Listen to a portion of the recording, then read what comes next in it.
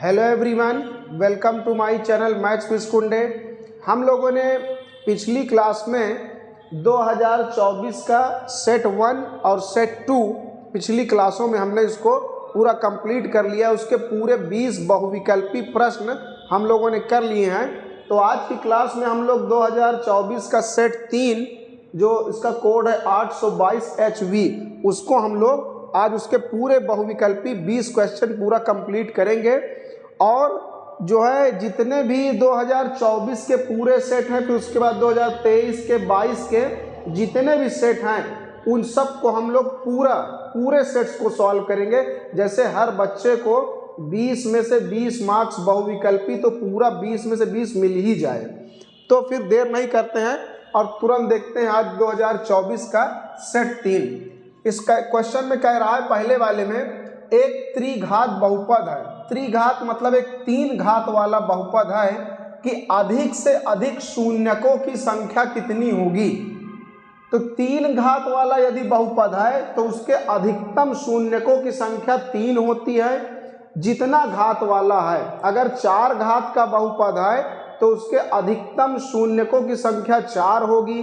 3 घात वाला है तो 3, 2 घात वाला है तो 2, 1 घात वाला है तो 1। बिल्कुल आसान सी बात है। जितनी घात का समीकरण होगा उसके उतने ही शून्यक मतलब मूल, शून्यक को मूल या इसको हल भी कह देते हैं। तो उस बहुपद के जितनी घात है उतने उसके शून्यक या मूल या हल कुछ भी कह दे, उतने ही होंगे। तो यदि त्रिघात है मतलब 3 घात वाला, तो इसलिए उसके अधिकतम 3 शून्यक या मूल या हल होंगे। तो बी ऑप्शन इसका करेक्ट होगा। संख्या 140 का अभाज्य गुणनखंड होगा। तो इसके लिए बहुत आसान है। इसको हम लोग अभाज्य गुणनखंड इस तरीके से काट कर बना लेंगे। 35, फिर 5 के टेबल से काटेंगे तो ये आ जाएगा 7, फिर 7 के टेबल से काटेंगे तो 1। यहाँ पर 2 बार लिखा है तो 2 की घात 2 हो जाएगी।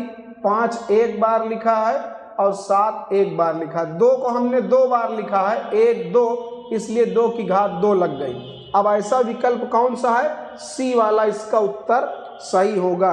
कह रहा है भाज्य, भाजक, भागफल और शेष फल में संबंध होगा। तो ये तो हम लोगों से सीधा एक सूत्र पूछ रहा है, वो सूत्र किसी को याद रहेगा तुरंत टिक लगा देगा।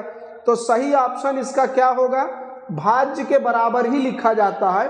भाज्य के बराबर यहाँ शेषफल गुणे भागफल प्लस भाजक लिखा, ये गलत है क्योंकि यहाँ प्लस में जो है शेषफल होता है और यहाँ पर होता है भाजक गुणे भागफल। तो ऐसा कौन सा विकल्प है? ए बी तो नहीं है, सी वाला इसका विकल्प ठीक होगा। क्योंकि भाज्य के बराबर भाजक गुणे भागफल प्लस शेषफल होता है। तो ये एक सूत्र है, सूत्र में ही टिक लगाना, इसमें कोई नई बात नहीं है। सी वाला विकल्प सही होगा। इसमें 2 समीकरण दिए हैं क्वेश्चन नंबर 4 में, x + 2y + 3 = 0 और है -3x - 6y + 1 = 0 के युग्म का हल होगा। इसके हल कितने होंगे? अद्वितीय होगा, अद्वितीय मतलब 1 हल होगा, 2 हल होगा, या अपरिमित रूप से बहुत ढेर सारे हल होंगे, या इनमें से कोई नहीं। तो इसको चेक करने का तरीका है, यहाँ पे x के गुणे में कोई नहीं है तो इसका मतलब 1 होगा।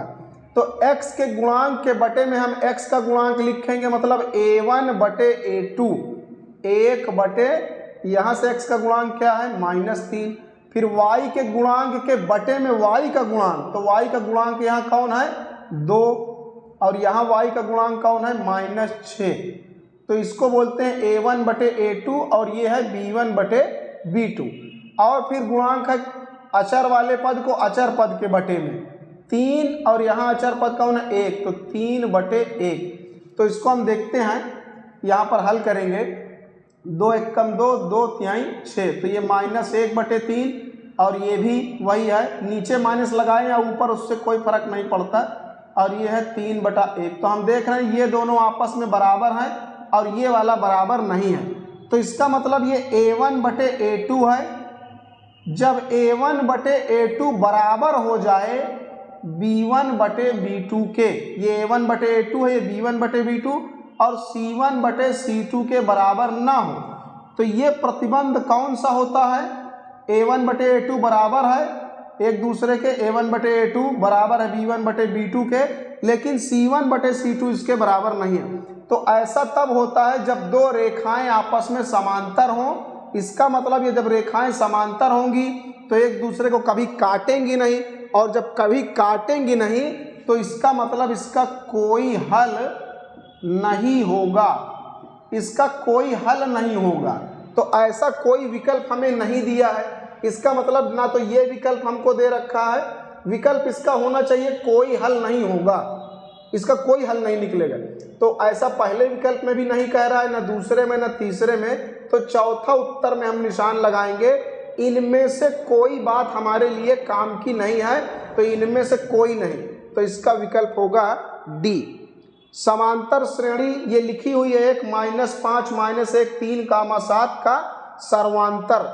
अगर ये समांतर श्रेणी है तो सर्वांतर निकालने का बहुत आसान तरीका, आगे वाली संख्या में से जो पीछे वाली संख्या है उसमें से उसके आगे वाली घटा दें। जैसे -1 में से हमको घटाना है उसके जस्ट पहले वाली, सर्वांतर आ जाएगा माइनस माइनस प्लस का 5, तो ये कितना आ जाएगा 4। यही चीज़ चाहे हम यहाँ से निकाल लें, 3 में से उसके जस्ट पहले वाली को हम घटा दें, 3 में से हमने घटाया उसके पहले वाली संख्या, तो माइनस माइनस प्लस का 1 हो जाएगा, 4 यहाँ से भी आ जाएगा। चाहे हम 7 में से 3 घटा लें, 7 में से घटा दिया हमने 3, तो चाहे जहाँ से निकालें हर जगह से सर्वांतर एक ही आएगा, कहीं से भी निकाला जा सकता है, तो इसका सर्वांतर होगा 4। फिर कह रहा है द्विघात समीकरण ax² + bx + c बराबर 0 का विविक्तकर होगा। ये तो सूत्र पूछ रहा है, तो विविक्तकर का सूत्र क्या होता है, b² - 4ac। तो ऐसा विकल्प कौन सा है, सी वाला। लेकिन इस क्वेश्चन में हमें सावधानी रखनी है, हो सकता है परीक्षा में अगली बार यहाँ पर b लिख दे, यहाँ a लिख दे, यहाँ c लिख दे, तो ऐसा भी हो सकता है। तो इसमें कोई दिक्कत वाली बात नहीं है।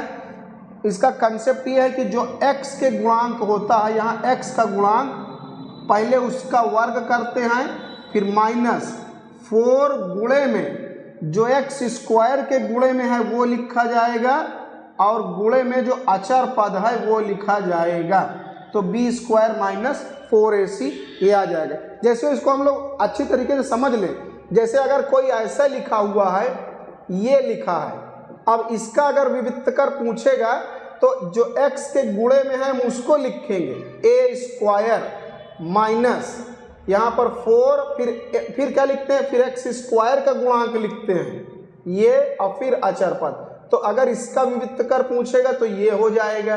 तो ध्यान रखना है, हो सकता है अगली बार परीक्षा में ये a b c का स्थान जो है आगे पीछे कर दे, तो उससे कंफ्यूज नहीं होना है। हम लोग यही कंसेप्ट जो है अपनाएंगे कि पहले x के जो गुणे में है उसका वर्ग, फिर -4 x² का गुणांक, फिर अचर पद, जैसे हमने यहाँ पर एक दूसरा प्रश्न करके बताया है। उसके बाद क्वेश्चन नंबर 7 है, इसमें 2 बिंदु दिए हैं, इन दोनों बिंदुओं के बीच की दूरी पूछ रहा है। तो दूरी वाला सूत्र क्या है, x1 - x2 का होल स्क्वायर। ये x1 है और ये x2 है, पहले वाले को x कहते हैं और दूसरे वाले को y, फिर ये x है और ये y, तो ये x1 y1 है और ये x2 y2। तो x वाले में से x घटाएंगे और फिर उसका स्क्वायर, फिर प्लस y में से y घटाएंगे और उसका स्क्वायर, तो ये हो गया x1 - x2 का whole square plus y1 - y2 का होल स्क्वायर। 2 में से -4 घटाएंगे तो -2 आएगा, और 3 में से 1 घटाएंगे तो 2 आएगा। तो फिर यहाँ -2 का वर्ग करेंगे तो 4, और 2 का वर्ग तो 4 आएगा ही, तो 4 4 8। 8 को हम लिखेंगे 2 गुणे 2 गुणे 2, तो इस 2 में से एक बार 2 बाहर आ जाएगा और ये वाला 2 अंदर पड़ा रहेगा, तो हो जाएगा 2√2, मतलब बी वाला ऑप्शन सही होगा। उसके बाद कह रहा है 8वें में द्विघात समीकरण ये दिया हुआ है 3x² - 12x + m बराबर 0 के मूल बराबर है। अगर किसी द्विघात समीकरण में मूल बराबर हैं तो b स्क्वायर माइनस 4ac बराबर क्या होता है 0। जब भी मूल जो है बराबर बोलेगा हम तुरंत लगा देंगे b स्क्वायर माइनस 4ac बराबर 0। तो यहाँ b के स्थान पर कौन है माइनस का 12 और a के स्थान पर कौन है 3 और c मतलब अचर पद m बराबर 0। तो यहाँ पर 12 माइनस वाली संख्या का स्क्वायर करने से प्लस में ही आता है। तो 12 का स्क्वायर 144 और यहाँ पर ये हो जाएगा 3 चौक 12 m बराबर 0। ये उधर चला जाएगा 144 बराबर 12 m। तो 144 के बटे में आ जाएगा 12। तो फिर 12 ब्रह्मा 144 तो m बराबर कितना आ जाएगा 12 आ जाएगा। मतलब डी वाला ऑप्शन सही होगा।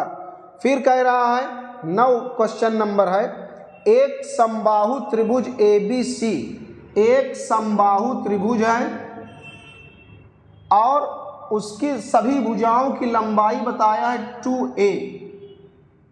ये है सभी भुजाओं की लंबाई बराबर है क्योंकि समबाहु त्रिभुज है, सब भुजा बराबर होगा। उसके प्रत्येक शीर्ष लंब की लंबाई पूछा है। शीर्ष से इसके ऊपर लंब डाला जाएगा तो इसकी लंबाई क्या होगी।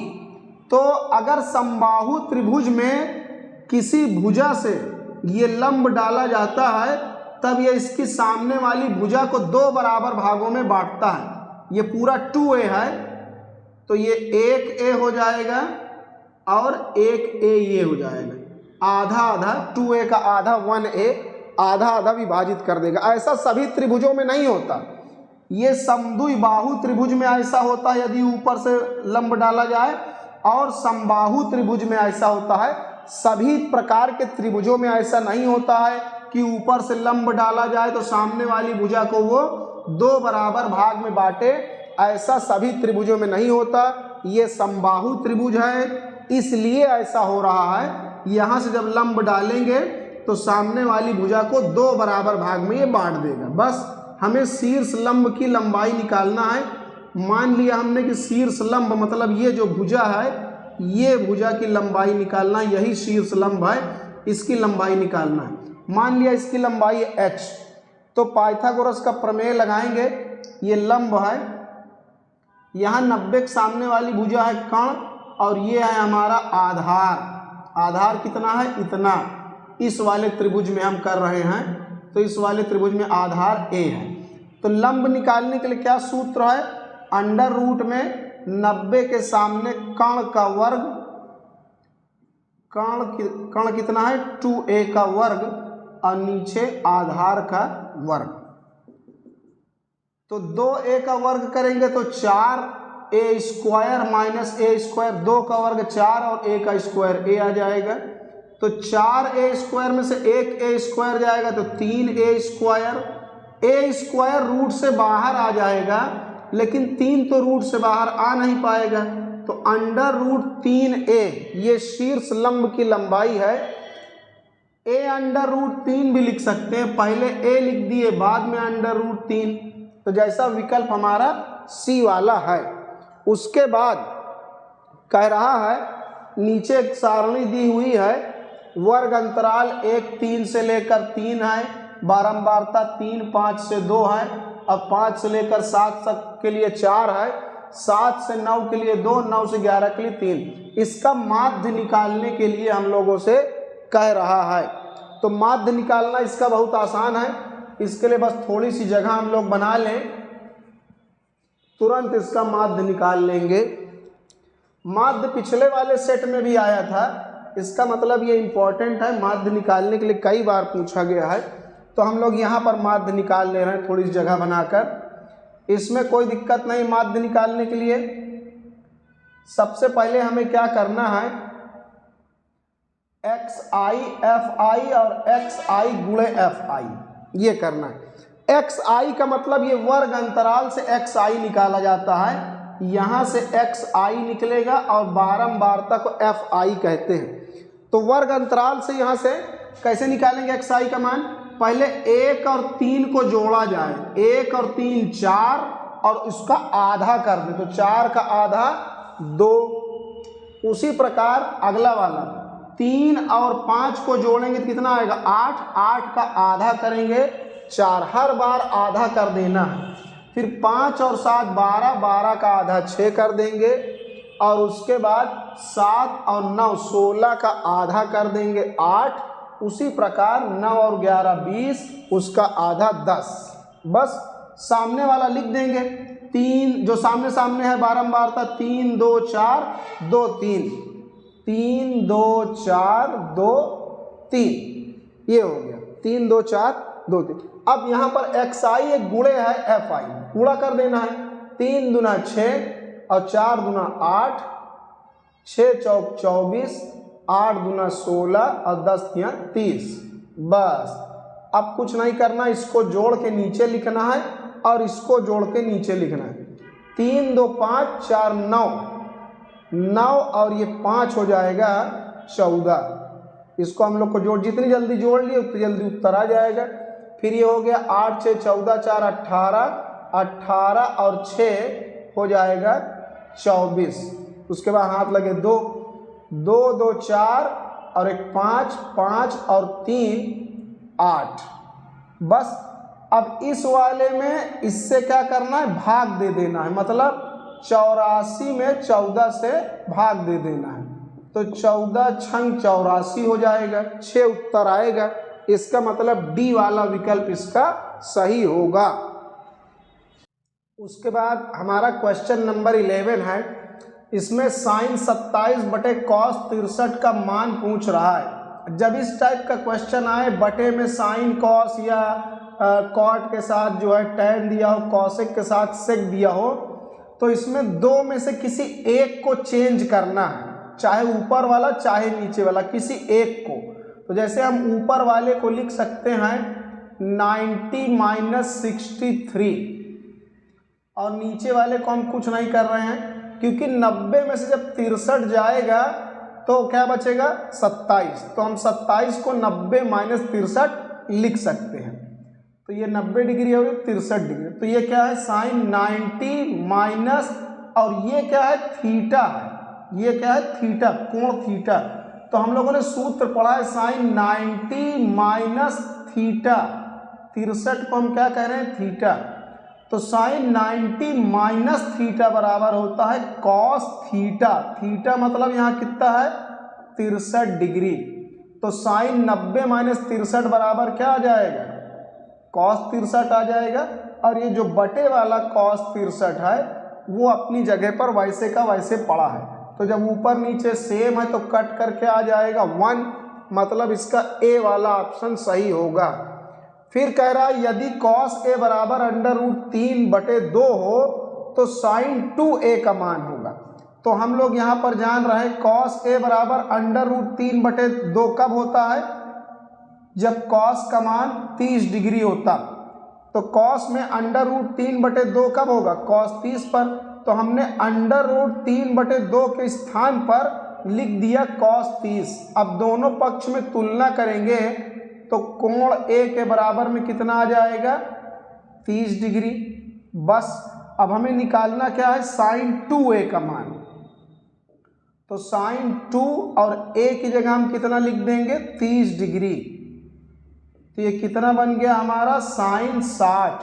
साइन 60 का मान √3/2, मतलब डी वाला ऑप्शन सही होगा। फिर इसका मान पूछ रहा है, सूत्र हमने पढ़ा है 1 + tan स्क्वायर बराबर सेक स्क्वायर होता है, और 1 + cot स्क्वायर बराबर कॉसेक स्क्वायर। सेक को अगर हम नीचे ले आए तो सेक का उल्टा क्या होता है कॉस, और कॉसेक को हम ऊपर ले आए तो कॉसेक का व्युत्क्रम होता है साइन। अब क्या बन गया साइन बटे कॉस क्या होता है tan स्क्वायर, लगे रहेगा अपनी जगह पर। तो ये डी वाला विकल्प सही होगा। उसके बाद कह रहा है कि साइन 2a, यहाँ पर साइन 2a लिखा है, 2a बराबर 2 साइन a। यहाँ पर जो 2 लिखा है वो साइन के बाहर गुणे में है और यहाँ जो 2 है वो उसके कोण में गुणा है। तो कह रहा है साइन 2a 2 साइन a के बराबर कब होगा। ये 4 विकल्प दिए हैं, तो चाहे तो हम बारी बारी रख के चेक कर सकते हैं। पहले हम 0 डिग्री दोनों पक्ष में रख के देखेंगे। तो यहाँ लिखेंगे 0 डिग्री, तो यहाँ a के स्थान पर हम लिखेंगे 0, तो 2 गुणे 0 क्या आ जाएगा, साइन 0 आ जाएगा। और यहाँ पर भी हम लिखेंगे साइन a के जगह पर 0। साइन 0 क्या होता है, 0, साइन 0 का मान 0 होता है, तो 0 गुणे 2 0 आ जाएगा। और इधर भी साइन 0 का मान 0, तो मतलब पहला वाला विकल्प ही ठीक है। और अगर 30 डिग्री यहाँ पर रखेंगे दोनों पक्ष में, तो दोनों पक्ष बराबर नहीं आएंगे। 45 को भी यहाँ पर a, यहाँ a रखने पर भी दोनों पक्ष बराबर नहीं आएगा। तो ये विकल्प रख कर ही हम चेक कर लेंगे तो पता चल जाएगा। तो 0 पर ही दोनों पक्ष बराबर आ जा रहे हैं, इसलिए 0 इसका उत्तर होगा। फिर कह रहा है क्वेश्चन नंबर 15 में 22 सेंटीमीटर परिधि वाले वृत्त के चतुर्थांश का क्षेत्रफल होगा। परिधि कितना बताया है, 22 सेंटीमीटर। परिधि का सूत्र क्या है, 2 पाई r। जो परिधि का सूत्र है वो 2 पाई r है। परिधि का मान दिया है 22 के बराबर, तो ये हमने लिख दिया। पाई का मान है 22/7 और गुणे में r, तो ये 7 इधर गुणा हो जाएगा, 7 इधर गुणे में आ जाएगा और 2 बटे में, फिर 22 से 22 कट गया तो r बराबर हो गया 7/2। अब क्या कह रहा है, तो हमने इसकी मदद से त्रिज्या निकाल ली, त्रिज्या आ गई 7/2। अब कह रहा है कि वृत्त के चतुर्थांश का क्षेत्रफल। चतुर्थांश का मतलब जो वृत्त का क्षेत्रफल है उसका 1/4 मान हमें निकाल कर बताना है। क्षेत्रफल का 1/4। क्षेत्रफल का सूत्र क्या होता है, पाई r²। लेकिन 1/4 बोला है, मतलब इसको हम 1/4 से गुणा कर दें या 4 से भाग दे दें, एक ही बात है। तो पाई का मान 22/7 और r के स्थान पर 7/2। यहाँ पर स्क्वायर लगा है तो हम 2 बार लिखेंगे, स्क्वायर मतलब 2 बार गुणा करेंगे और यहाँ बटे में 4। तो 1 7 से 1 7 कट गया और यहाँ 2 के पहाड़ा से इसको काट देंगे तो 11। तो 11 गुणे 7 77 बचा ऊपर और 2 चौक 8 बचा नीचे। तो 77/8 मतलब सी वाला ऑप्शन सही होगा। फिर कह रहा है कैप्सूल संयोजन है। कैप्सूल का आकार कैसा होता है, जैसे हम लोग मेडिकल स्टोर पर भी कैप्सूल मिलता है, कभी कभी डॉक्टर लोग देते हैं खाने होने के लिए। तो कैप्सूल का आकार इस तरह होता है, ये ऐसा होता है कैप्सूल का आकार ये। तो यहाँ पर हम देख रहे हैं कि इसमें क्या छिपा हुआ है, ये बीच वाला हिस्सा क्या है, बेलन। बीच में ये बेलन है, तो एक बेलन से मिलकर बना है और यहाँ पर एक आधा गोला, अर्ध गोला एक यहाँ है और एक आधा गोला यहाँ लगा है। जैसे गेंद को बीच से काट कर आधा इधर लगा दिया गया, आधा इधर लगा दिया गया। तो ये किससे मिलकर बना है, एक बेलन और 2 अर्धगोला। एक अर्धगोला इधर लगा है और एक अर्धगोला इधर। इसका मतलब एक बेलन एवं 2 अर्धगोलों का। तो बी वाला उत्तर सही होगा।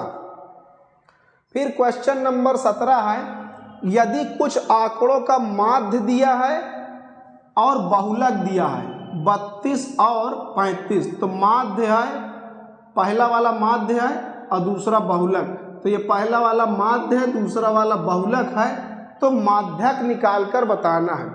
तो इसके लिए माध्य, माध्यक और बहुलक में संबंध का एक सूत्र होता है, मोड बराबर 3 मीडियन -2 मीन। मोड का मतलब होता है बहुलक। तो बहुलक हमें कितना दिया है, यहाँ पर दिया है हमें माध्य तथा बहुलक। तो पहला वाला हमारा माध्य है और दूसरा वाला हमारा बहुलक है। तो मोड को बहुलक कहते हैं। तो बहुलक का मान कितना दिया है 35।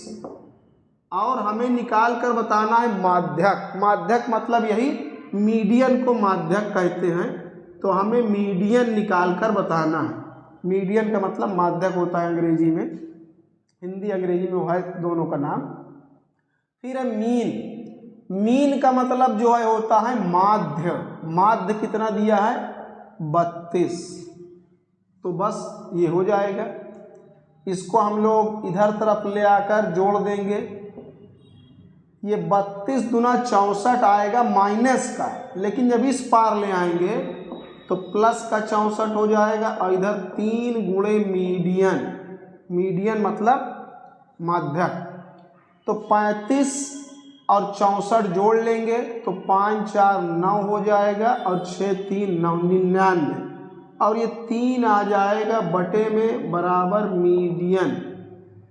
तो जब 99 को 3 से काटेंगे तो क्या आएगा 33 उत्तर आएगा। मतलब डी वाला विकल्प सही होगा।